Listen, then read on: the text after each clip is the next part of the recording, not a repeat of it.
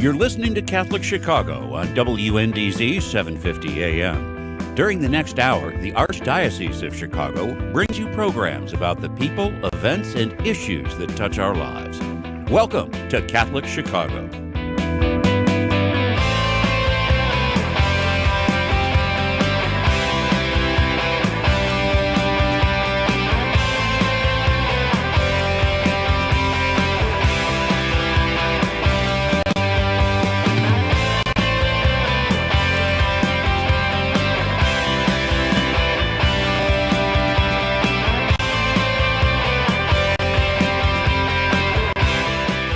Good morning. Welcome to Catholic Chicago on WNDZ 750 AM. Father Greg Sakowitz, Rector of Holy Name Cathedral, along with Grazia Marteski, Shalom World. I think you just turned my microphone down. Nice going there, Graz. Sorry about that. With World Shalom Television, correct? Consultant. How's that, Graz? Senior consultant. Senior Shalom consultant. World Television. I had got it right there. So how you doing, Graz? You got all the right words, not necessarily the right Just order. leave my microphone alone. How are you, Graz? I'm well. It's Monday, right? It's Monday, and they're talking about 52 degrees today and sunny.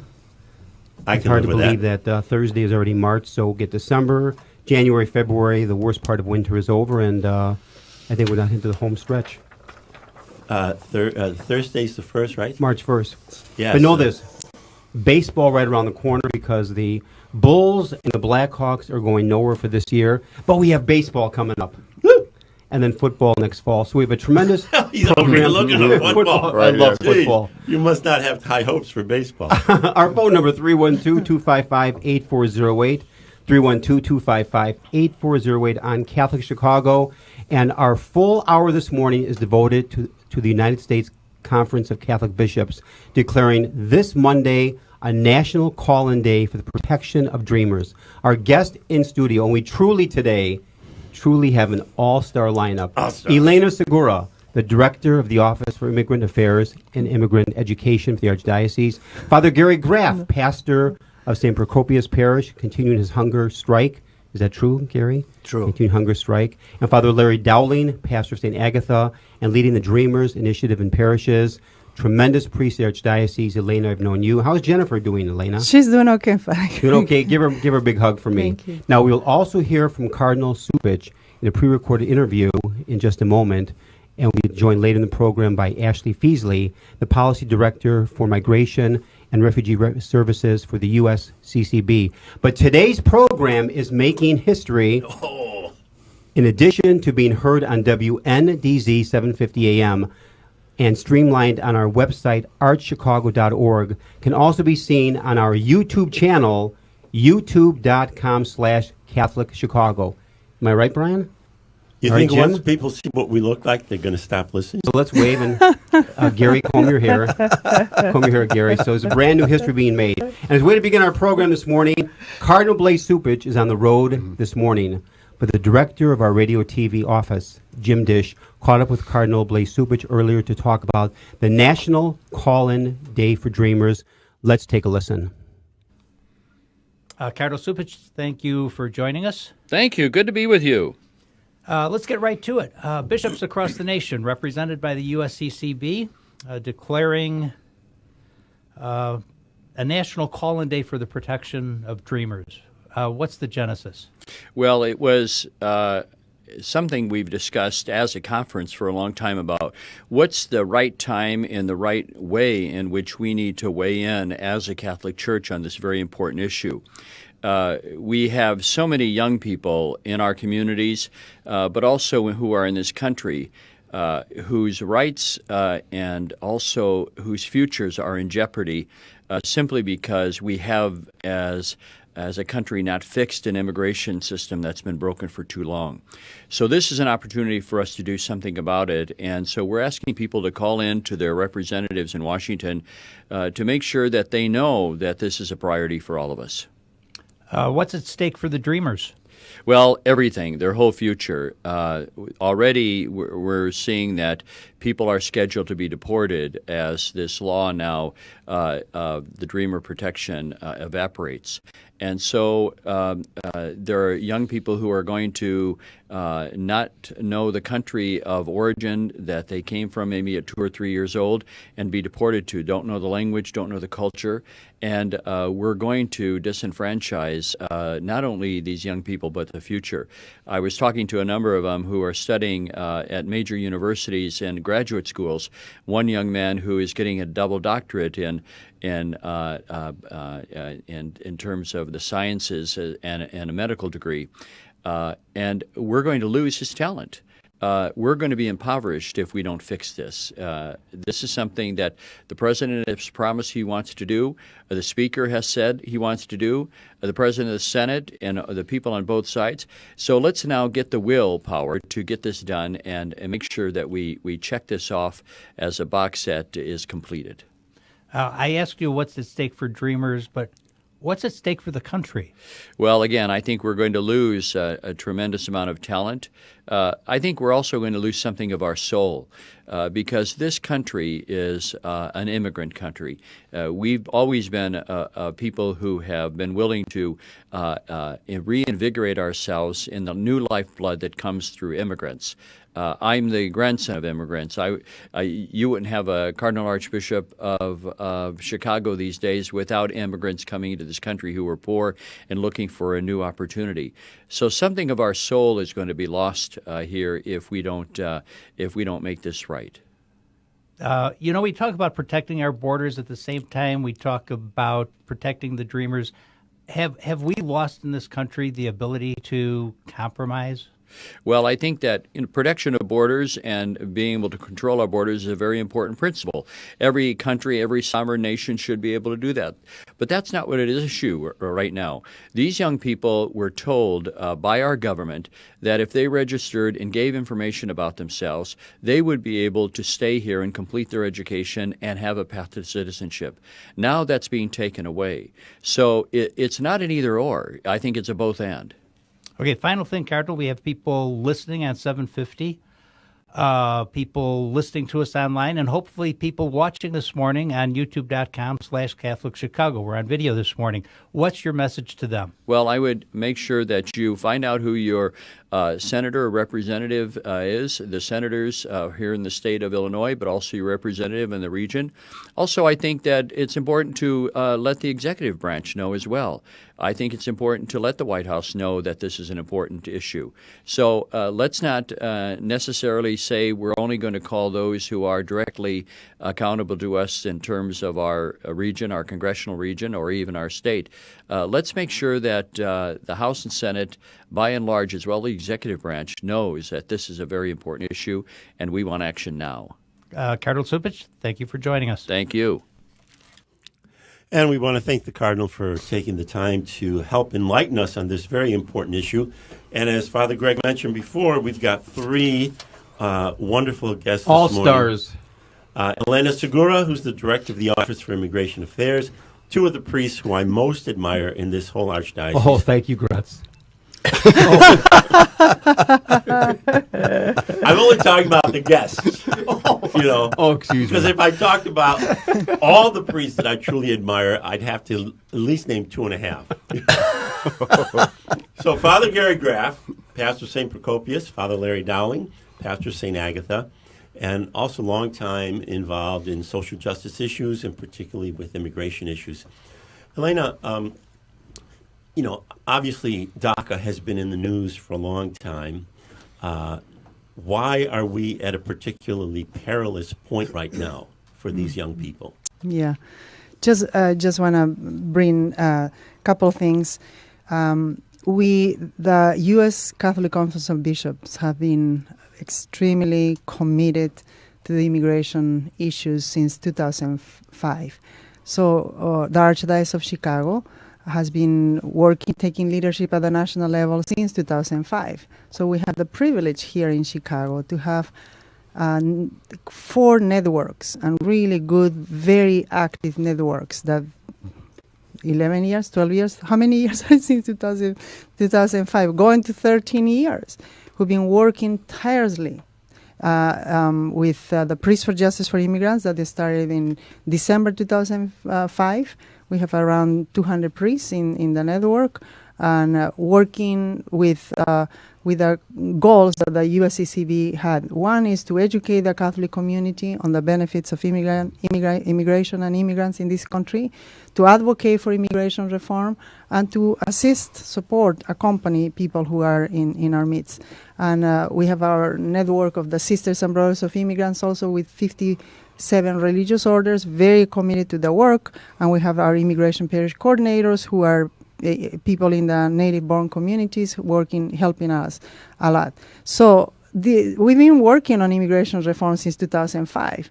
And I always call the highs and lows of this process legislatively, but also in the community. So whatever happens in the legislation, it happens in the community, to how people are feeling these lows and highs of, these roller coasters. The recent issue, of course, now it's about DACA. Now everybody's talking about DACA. These young people who were given this, temporary relief through President Obama, who believed that something, they could just come and trust to the government for this time, and, you're going to fill out your documents and everything would be okay, hoping that something might happen. And now with the new president, things are this is a very critical time. In March 5th is the deadline where these, people who are dreamers, they might be, this is the time where deportation Let me jump started. in here, and that is either Father Larry or Father Gary, and that is, then what happened? What changed in the last 6 months to get to where we are now? How did this come about? Well, I mean, Elaine did a fantastic job summarizing it this moment, but how did this all come about? I mean, what happened? What changed? Well, we definitely have three branches of government, and one branch, the executive branch, with President Barack Obama, put the presidential edict out that DACA was something to protect our young people, as Elena just explained, but it was not then brought into law. And so those young people are vulnerable. Now they're between the ages of 16, 17, and 34, 35. 1,800,000 of them. And So we're talking almost 2 million young people affected. 2 million young people who have come into this country as minors and have absolutely no concept of Mexico or Central America, where they've come from, the majority from Mexico, certainly in this diocese. And some of their younger siblings know Mexico because they were born here and they've been able to travel back and forth.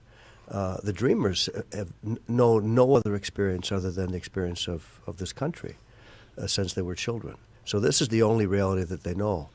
And President Trump put kind of a line in the sand and put a date of March 5th and said by then, and I think the hope on the part of all of us was that after 17 years of not being able to deal with any immigration reform, that it would be dealt with through the legislative branches, through the House and the Senate. And there were moments in which there was a lot of light and that was going to happen, and then it fell apart. And so that's where we find ourselves now, looking at that date. And as of that date, there's roughly 916. We're talking next Monday. Monday, on a daily basis, 916 who applied and are in the program could lose their protection, lose their status. That's 6,412 young people the first week. 25,648 the first month, and that will continue over the next 17 years, literally, where you have 1,800,000 that we would displace from our country. The humanitarian crisis that would create by sending them They would back. be forced to leave the U.S. to go back to their quote and homeland, but this is their homeland. Right, a lot of people say that's not going to happen. Well, that in fact could be the reality. Is there any possibility of a legislative solution between now and then, or is that just off the table? The question, and it really is that it's not it's not likely unless there is extreme pressure, which is why today I think is so important, and our work between now and March 5th. Congress has.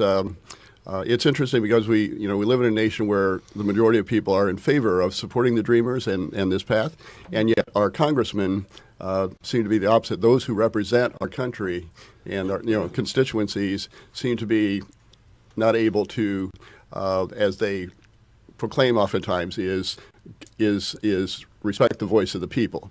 And so, I think to challenge them to say the majority of the people in this country support a pathway to citizenship for the Dreamers, and actually support immigrants in general who are undocumented, to lay that out to them. The president has been back and forth on this. Of course, in his campaign, spoke very much against immigrants and sending everybody back at one time, and then, of course, the wall and all those sorts of things. But the one thing that he did say that I think we just need to keep repeating over and over again to him is I have a love for the Dreamers, and yet everything that has been coming forth has just been throwing it into other people's hands, the Congress, who hasn't done anything, and so if anything, I think we just need to keep pushing on him and to say, if you really have a love for the Dreamers, there shouldn't be anything else that prevents this from happening, and at least delaying this, moving this, down the line a bit, which he is able to do. We need to take a break, but we'll come back and continue this very important conversation. We would love to hear from you, so please give us a call and add your opinion to this conversation. 312-255-8408, 255-8408. Don't touch your dial. We'll be back after these short messages.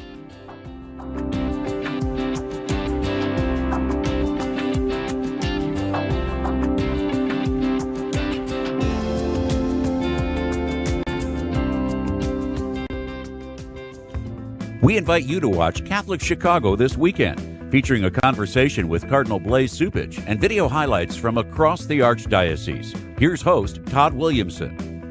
We'll talk with Cardinal Blaise Cupich about how tax credit scholarships benefit families. We'll take you to the National Migration Mass and to the March for Life Chicago. And we'll show you how the annual Catholic Appeal helps the many vital ministries of the Archdiocese of Chicago. Watch Catholic Chicago Friday at 7 p.m. on Chicago Loop Cable, Channel 25, and Sunday afternoon at 3 on the Comcast Network, Channel 100. The Word Made Clear is exactly what its name implies. It's an easy-to-understand explanation of the Word of God, the Gospel. Hello, I'm Father James McElhone, Director of Biblical Formation for the Archdiocese of Chicago. I'd like to invite you to take our free online Bible study program by going to thewordmadeclear.org. Our website offers an audio-based guide to the Gospels of Mark, Matthew, Luke, and John. Listen to my lectures and follow along with the handouts provided. There are even discussion guides. You can also explore the biblical roots of the Mass. And there are links to a wide variety of biblical sources that will benefit both teachers and students of the sacred scriptures. Just go to wordmadeclear.org to experience our free online Bible study program. Again, it's free at wordmadeclear.org. It's the Word of God. Enjoy.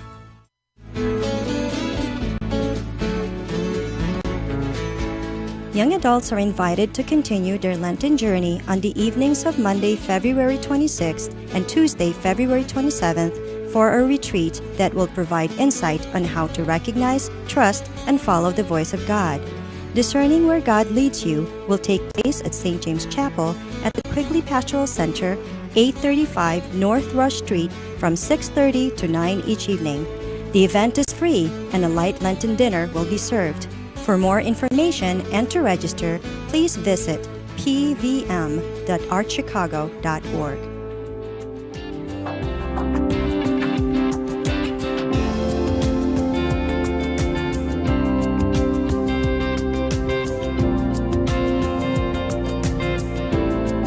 Monday morning in Chicago, you're listening to Catholic Radio on AM 750. Did you comb your hair for today?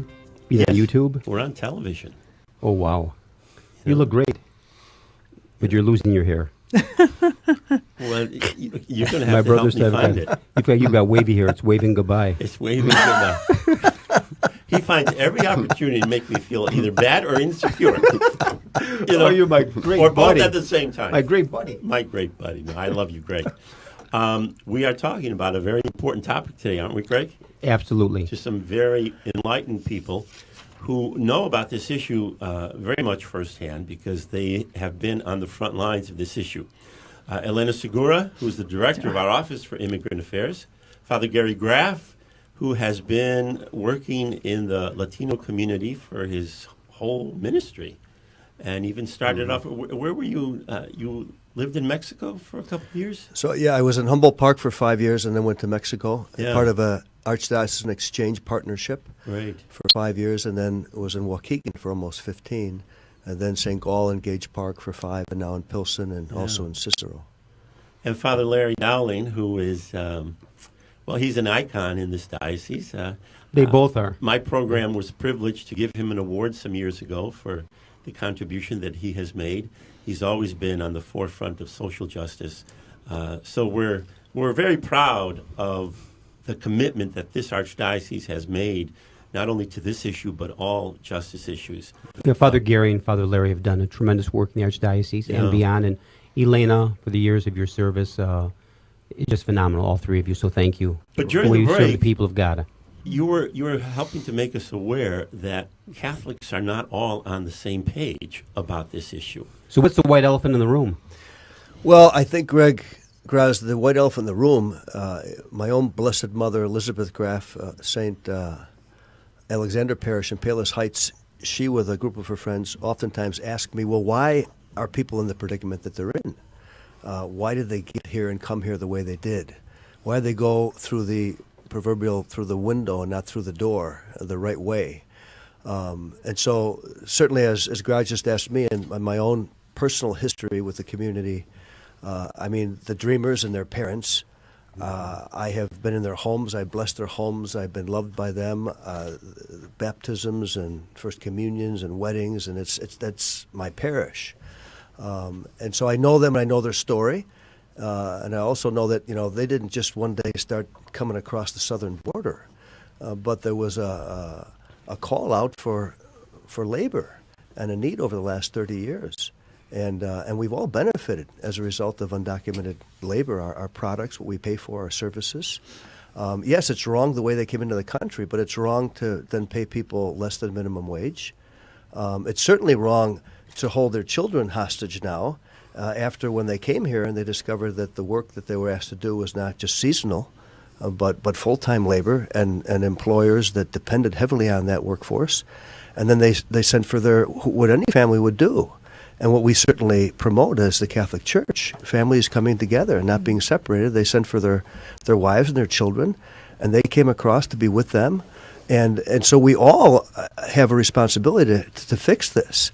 And so I think a lot of Catholics are still confused as to why we are in the situation that we're in. Mm-hmm. And certainly Larry's been on the front line for many, many years. I've just kind of been in and out a little bit here and there with Elena Segura, these over 180 priests and wonderful religious sisters that Elena has, and the the immigration pastoral in many parishes accompanying our immigrant community, reminding all of us of where we've come from. And Larry can talk a little bit about just, what can we do about it now? I think we've talked so much about why we're in the situation we're in. Mm-hmm. What can be done now? Before you jump into that, just a quick question. Would it be fair to say that one of the reasons there never has been legislative action on this issue is because the country really does benefit from undocumented immigrants, and so we've never really wanted to fix it because financially it works? I don't think there's any question about that. I think, from an economic standpoint, immigrants contribute greatly to this country. Just the basic statistics about, the numbers that are, working in the fields, working, landscaping, various other, occupations, but also Latinos who have started businesses, and I think the largest growth in businesses in the country has been from immigrants, wow. Interestingly enough, and yet there's this division that continues to be kind of festered by the people in power because. And it's been the history of immigration, unfortunately, in this country, where when there are problems with the economy or whatever, we tend to point to the people down below, if you will, rather than to the people at the top that can do something about it. And so, what we're trying to do is refocus the situation, refocus the whole method of going at this and saying, okay, as people of faith, we believe in the dignity of every human being, and we need to continue to raise that up, and no matter what. And the key, I think, in all of that is realizing that we're all brothers and sisters, in the Lord, that we're all connected with each other, and try to move people away from this sense of division, of that somehow, because that somehow, as Jesus was very clear about, that the law of love is always above the law of man. So and so, how do we continue to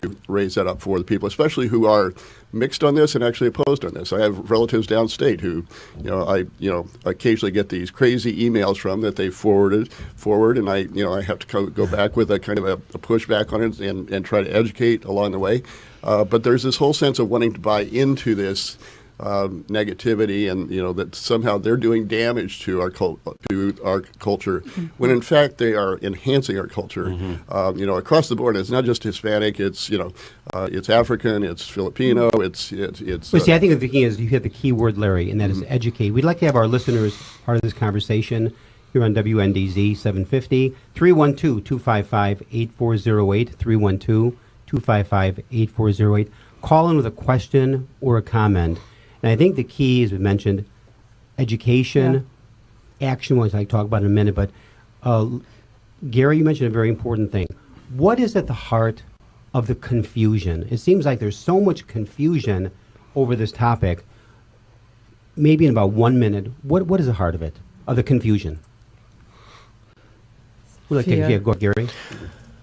I think the heart of the confusion is, I think the Dreamers, what they're doing for us right now is reminding us of where we've all come from. And Jack Shea in the seminary oftentimes talked about the great sin. The greatest sin is the sin of forgetfulness, when we forget to remember where we've come from. And these Dreamers right now are all reminding us that we were all dreamers at one point, and we continue to dream. And they continue to excite us about the dream that this is, in fact, the most blessed nation. Exactly. From the very beginning. Right. And these are our children. My own sister's on her way to Kenya on Friday, and she's going with an ecumenical group. And there are groups of Catholics, with all of our defects and shortcomings, the greatest institution that exists in the world, because there is no institution that does more good for more people on a daily basis than the Catholic Church. Absolutely. And certainly this country is involved in so many works of incredible mercy and wonderful works of charity throughout the world on a daily basis. And here in our own nation, we're going to displace our own 1,800,000 young people who belong to us, who know no other reality than this reality, and we're going to allow this to happen. It's sinful and it's wrong, and as church we need to stand up and address that. Yeah, and I pray God it doesn't happen. My sense is that it's more anger than confusion. There's a lot of anger over this issue in this country, and a lot of it is Fear.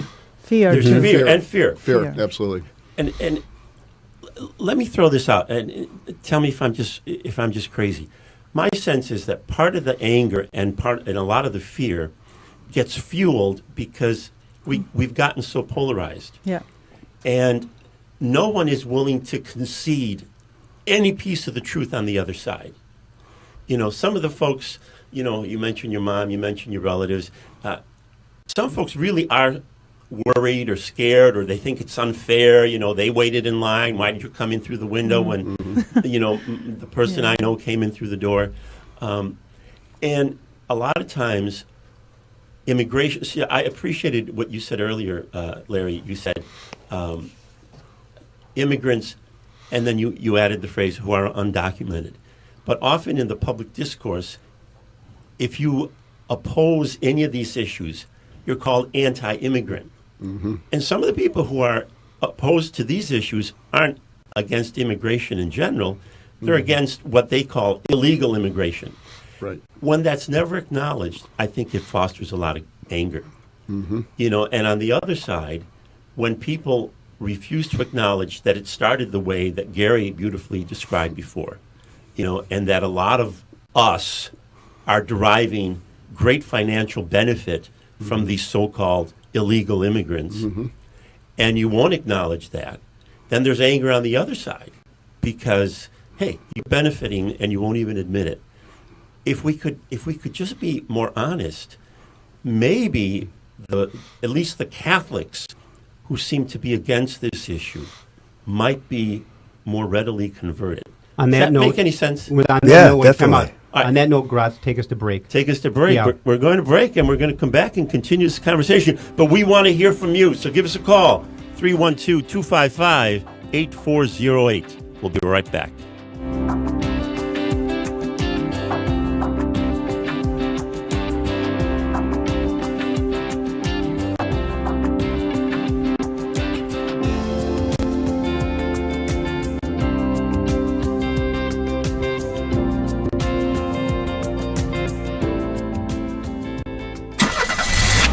Ever think of donating your car? You can donate a car that you no longer need to Catholic Charities. The donation will help needy people throughout Cook and Lake counties.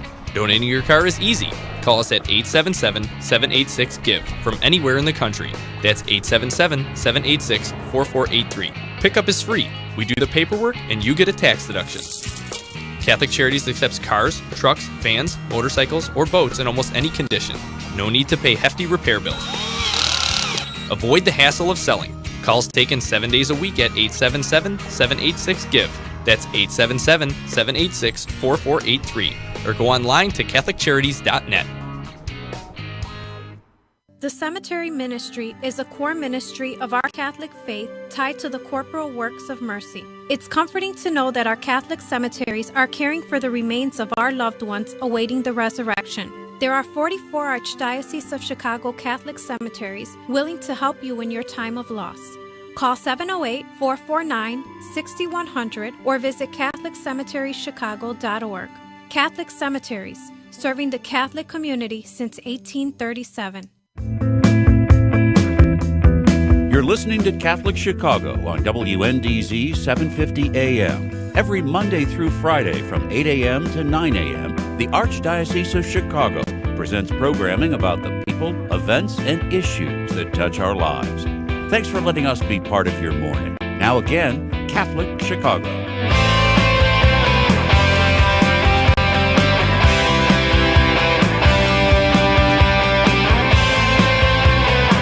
And welcome back to Catholic Chicago on WNDZ 750 AM. The time is exactly 8:32 on this beautiful Monday morning in Chicago. Today's high about 52 degrees. Father Greg Sackwitz along with Graziano Marcheski.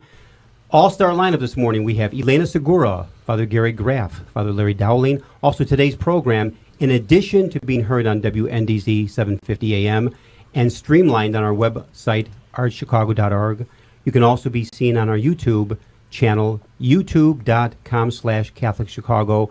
We have now via telephone Ashley Feasley, the Policy Director for Migration and Refugee Services for the USCCB. Ashley, welcome to Catholic Chicago. Good morning, Ashley. How are you?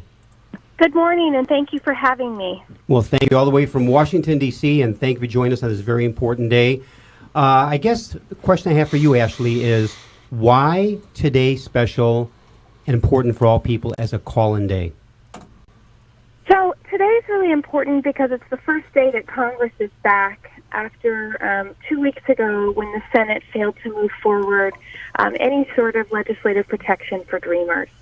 And we are also now basically 4 days away in terms of the congressional cycle from the March 5th deadline.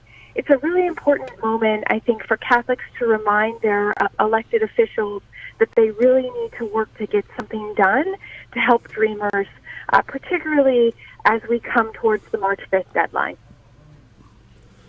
You know, Elena, help listeners who might not be on board with this issue to understand why the Dreamers issue is not so much a political issue as it is a human issue. Help us to understand why this is something that all of us should care about, no matter where we stand politically. Yeah. All of us are daughters and sons of God. And I always start there when we were just talking about before. And there's this beautiful story of how somebody who was very against immigrants, and this was Sheriff Current, you might remember that story. It's a beautiful story to remember.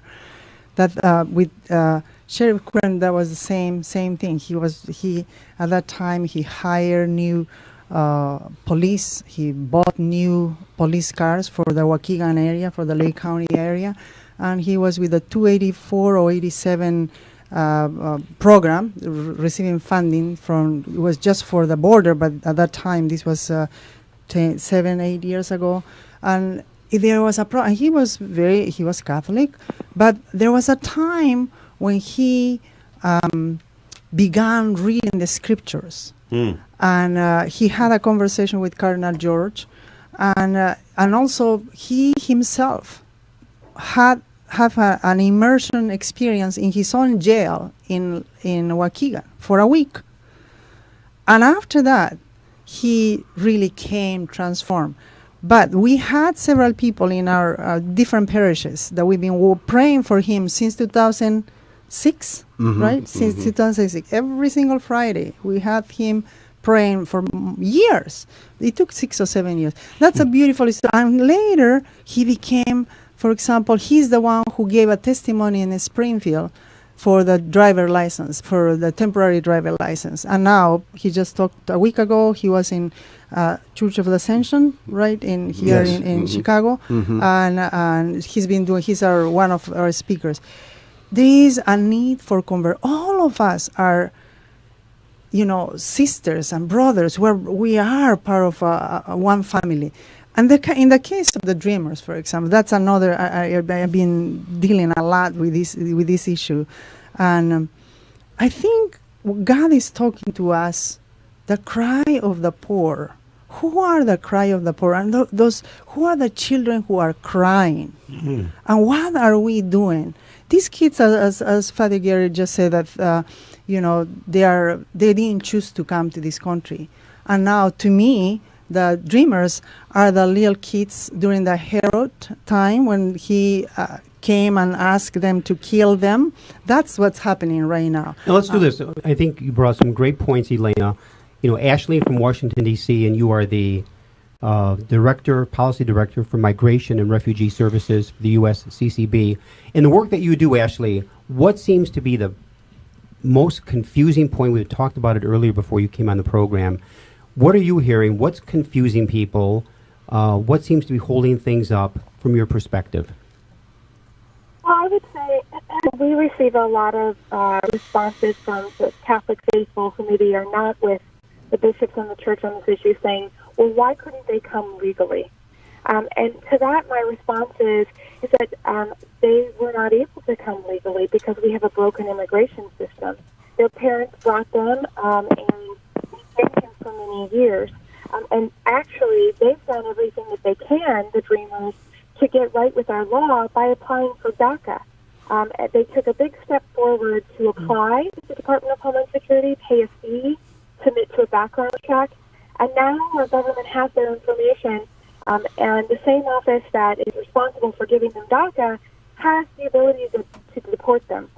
So it really is an issue of life when we think about these young people who have worked to comply with our law.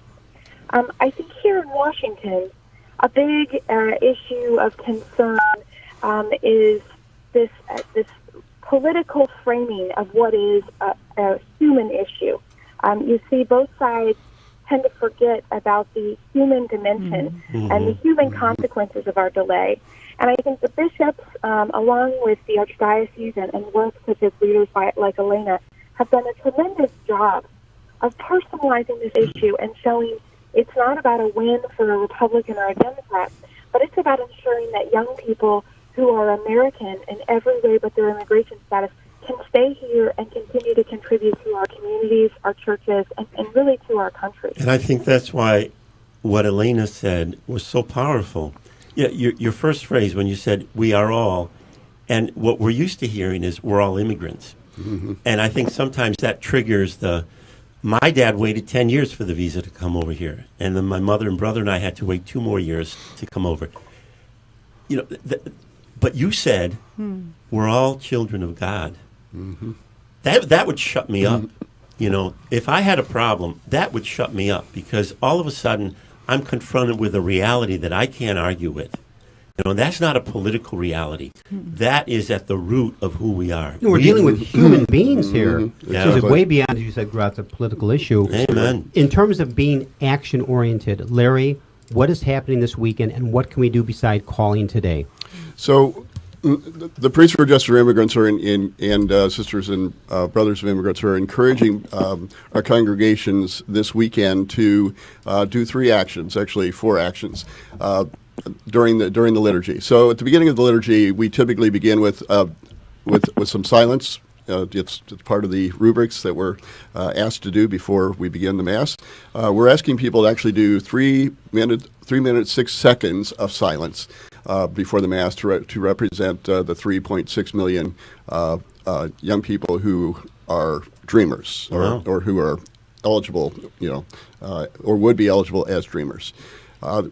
We are also asking them to incorporate a prayer of the faithful, and we're also asking them to recite a litany with the congregation that is focused on things that we need to fast from, so bitterness, hatred, those sorts of things, but also what we need to feast on, and in terms of love and compassion and acceptance and those sorts of things. So to get people to do that, and then by the end of the Mass to be able to invite people again into a process of calling and doing all of those sorts of things that are action oriented towards supporting.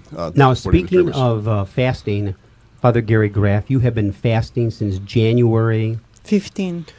So how did this all come about? And I think, tell that story for a moment, because this is incredibly powerful. It was part of the press conference 2 weeks ago at Holy Name Cathedral. So take it away, Gary. Well, Greg, it was just a need on my part to just tell the story that we're telling right now, and that was the purpose, to just have these kind of conversations at many different settings, certainly throughout our country. And so to make a little bit of noise to say that I would fast, because fasting is a form of prayer, and it certainly is a form of Lenten prayer, and certainly put some attention onto this issue and allow the voices that I felt were not being heard to be heard. And it was very much a personal story on my part, to just tell the story that has been mine and my relationship to the people of God throughout the last 30 years. So you've been now fasting for about 6 weeks.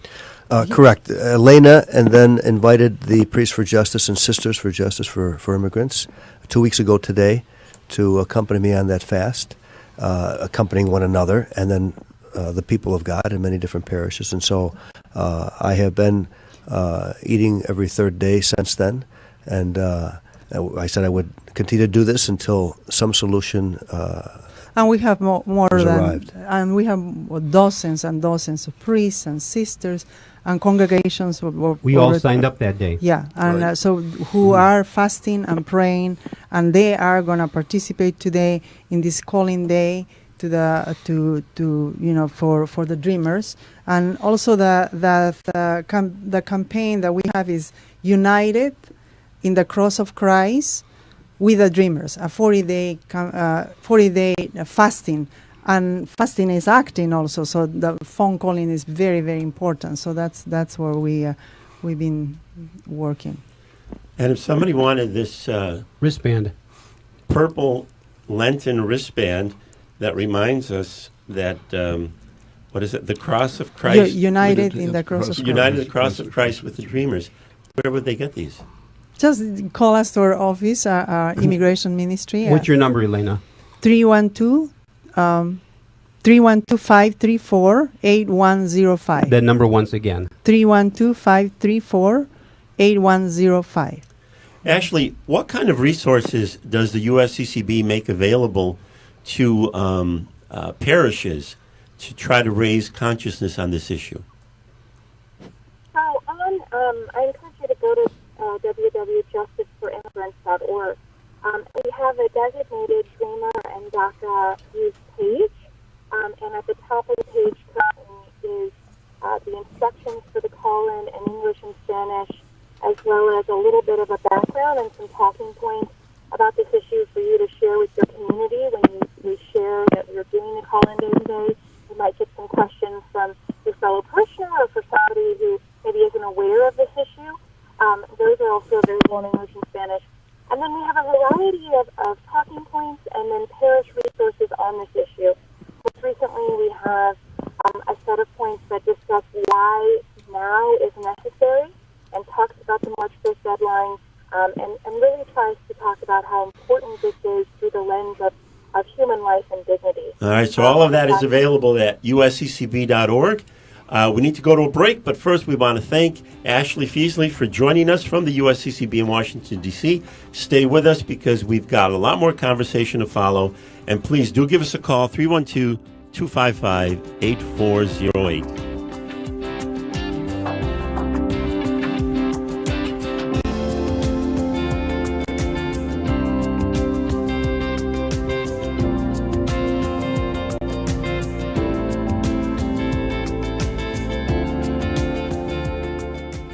The hurricanes of 2017 dealt a devastating blow to poor communities across the U.S. People there reached out to the church for help and found it. Faith communities rallied to provide assistance to those in need, and we helped too. We are Catholic Extension. We're helping rebuild churches and schools, and we're supporting communities in areas destroyed by the hurricanes. Funds are desperately needed. To donate, go to catholicextension.org/hurricane relief or call 888-473-2484.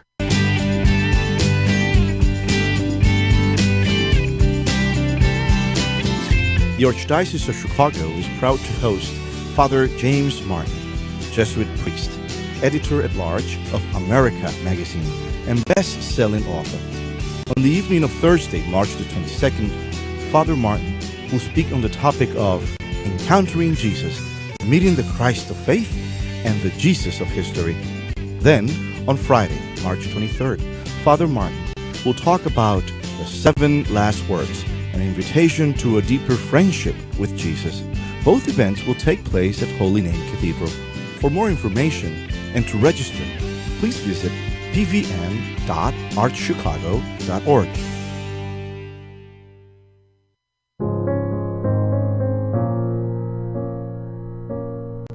As we celebrate our 100th anniversary, I want to offer a special thank you to the Good Samaritans who support Catholic Charities.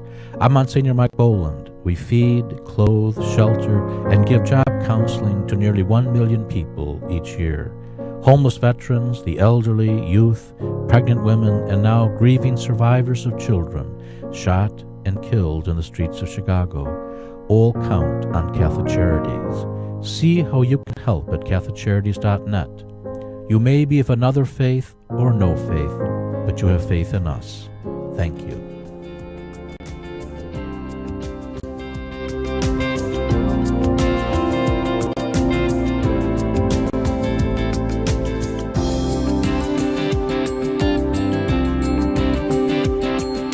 Thank you for staying with us here on AM 750, Graziano Marqueschi, with our anchor, Father Greg Sakowicz. Thanking you for choosing to spend this part of your Monday morning with Catholic Radio. We're speaking with Father Gary Graff, with Father Larry Dowling, and with Elena Segura about the current situation we are with the Dreamers Act and the pending deadline that if Congress doesn't act, all those young people might be in jeopardy of being deported. So today, the USCCB deported month by month. Month by month. The USCCB has called for us to take action. Mm-hmm. So, Elena, help us understand what we can do today. Really, today is a very important day, so we invite everybody to participate, calling 855-589-5698. Elena, that number once again. Yes, 855-589-5698. And by calling, what does that do? This is the capital, and press 1, and then you're going to be connected with the senators. And just ask them to support, to protect Dreamers from deportation and provide them with a path to citizenship. That number once again, this is very important. 855-589-5698. 5698. And then press 1. Press 1, yes. And also to reject proposals that undermine family immigration or protection for unaccompanied children. That's another request. But identify yourself as Catholic makes a big difference. A couple of weeks ago, we did something similar, and our focus was General Kelly, who is Catholic, and we have generated thousands and thousands. We have a lot of sisters all over the country. Religious orders are the ones who really call, and we encourage to do multiple calls, not just one call. Multiple calls are important. It's a very important time, and to bring our voice and really request. And identify yourself as Roman Catholic. Yes, yes, very, exactly. very. Now, along those lines, Larry, give that great quote. Okay, go ahead, Larry. Yeah, well, the one thing I want to make clear about the call-in is we're asking people to call twice. Once to their senator, once to their representative. So it's the same number, and but it's a different extension for the other side of the house. So Larry, give that tremendous quote you did off the air. Sure. So I think the thing that's helpful for me is to is for everyone who is on the edge on this issue is for any parent to ask any parent who is opposed to immigration and all this stuff, what parent wouldn't do anything and everything possible to care for their children, even to migrate, even to break the law if that's the way they look at it, but to do anything they can for their child. This is exactly the situation of so many of the immigrants in this country who have done that, who have fled, the inability to get jobs, political oppression, lots of different ways to do that. The other piece of it is I think in terms of the seamless garment and John Paul II, who said very clearly, we live in an abortive culture. We need to see this as we are in the process of aborting the futures. And in some cases, it's a lie, is because we're sending some of these young people back to situations they've never been a part of it. And some places that are politically and oppressive and violent. And so may actually lose their lives. We're looking at aborting the futures and aborting the lives of many of these young people. I was just going to say that, Gary, and that is what Larry just said. By sending young people back, you may be sending them back to their death. Well, I think, many people say that this country couldn't possibly be that heartless to deport these young people. What could very well happen is self-deportation, by which a young person who right now, some of them are in their 30s, they're married, they have their own families, they're certainly working, they've been educated in this country. They would, day after day, lose their ability to continue to do that. And so now you'll have this incredible number of young people who are enriching this incredible country with their presence that would lose all of the ability to work and to continue their education and to be able to live in this society. And what other alternative would we give to them? But where would they go? This idea that they're going back, they don't have a home to go back to. They do not know any other reality than this one. So we can talk about why we're in the situation we're in, but right now we have 4 or 5 days to look at how can we stop this before it gets out of hand. But now you're talking a situation, young people being forced to leave their home, which is here, to go to a land that they're unfamiliar with, and dividing the family. And dividing the family. And they've done everything in their power to bring the family together. And that's really what the essence of the Catholic Church is. So one thing Larry is suggesting is this weekend also take 3 minutes before every liturgy.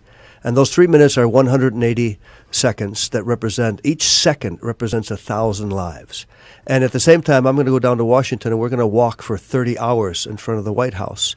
And each of those minutes are going to represent 1,000 lives that could be displaced. You're going to D.C. when? Next Monday? I'll be there Sunday through Monday overnight. There'll be many people that will gather down there. And the idea is to put some pressure on the president right now to have him extend DACA while the 3 branches of government come up with a more permanent solution.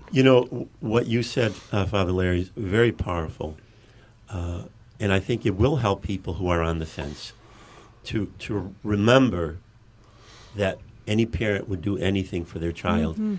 The question I'm asked most often when I talk about my history is, why did your parents come to America. We came from Tuscany. That's the ideal part of Italy. Who would want to leave Tuscany? Right. My dad was a successful businessman over there. He was 40 years old. Why did he come here? I know the answer. The answer was for his 3 sons. Yeah. He came to this country. He worked in a factory 10 hours a day for the rest of his life. 10 hours a day in a factory. No dignity. In Italy, he was his own boss. But he did that for his 3 boys. Right.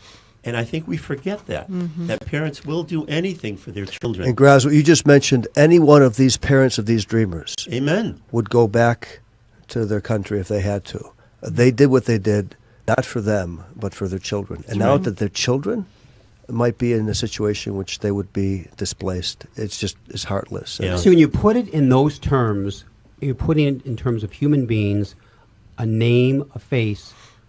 How can this happen? How can we allow this? We're not talking a robot. We're not talking a thing. Human beings to be displaced.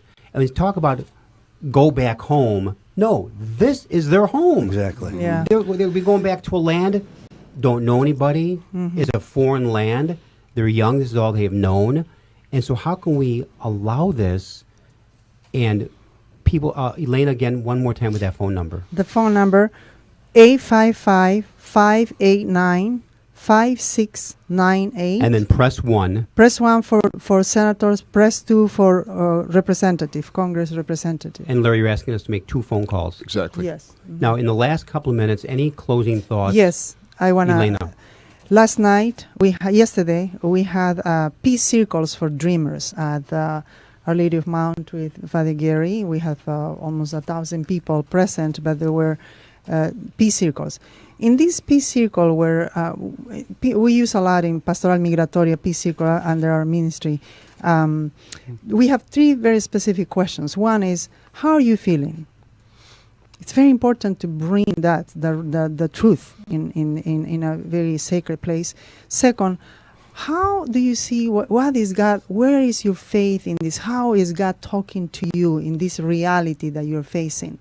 And third, what could we do together? What do you need? What could we do together? In that circle, of course, these dreamers were really bringing their issues. But there was one sister who started crying. This is a religious sister who started just crying, and she wasn't able to speak. Just her tears were the tears of Jesus. Our Lady of Guadalupe always say, "Oh, Mary, Jesus is crying." What are we doing? Let's listen the cry of the poor, of the children, of the innocent. That's where I want to finish. And there are 2 wonderful Sisters of Mercy who taught me at Queen of Martyrs Parish in Evergreen Park, who I gave a lot of pain to. And they responded at times in kind. And those wonderful Sisters of Mercy, 2 of them are going to put themselves in a situation through civil disobedience tomorrow to perhaps be arrested for this cause. In the White House. And really? That's what it means to be Catholic. We To stand up for what's just and right. We need to bring a program to a close. We want to thank in a very special way Elena Segura, the Director of the Office for Immigrant Affairs and Immigrant Education for the Archdiocese, Father Gary Graff, pastor at St. Procopius, and continuing his hunger strike, Father Larry Dowling, pastor of St. Agatha, and leading the Dreamers Initiative in parishes. Today's program, in addition to being heard on WNDZ 750 and streamlined on our website at archchicago.org, was also seen on youtube.com/Catholic Chicago. So very special thanks to our guest, Elena, Larry, Gary. God bless you. Keep up the great work. Thank you for your prophetic witness. And also thank you to co-host Grazia Markeski, great work of our producer, Jim Dish, and excellent work of our engineer, Brian Hockey Hitman Brock. To all, God bless. And please make that phone calls today. Thank you, Greg. Grass. Thank you. Yes, thank you.